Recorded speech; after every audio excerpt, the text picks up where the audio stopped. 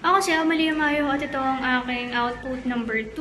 And I'll answer the question kung ano bang type of leadership na nakikita ko yung sarili ko.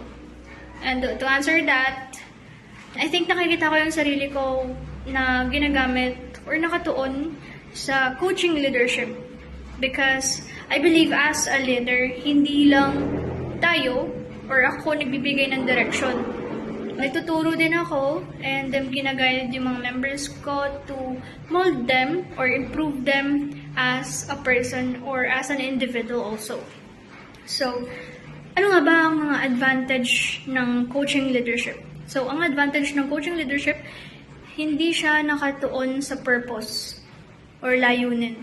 Mas nakatuon siya sa individuality, kung paano i-improve yung isang tao, kung paano gawing strengths yung weaknesses nila, and bigyan ng kumpiyansa to improve themselves.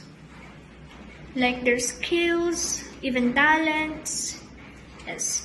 However, as other types of leadership, meron ding disadvantage ang coaching leadership.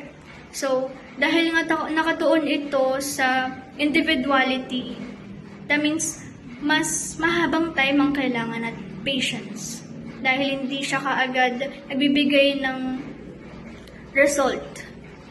I mean, pangmatagalan nga siya.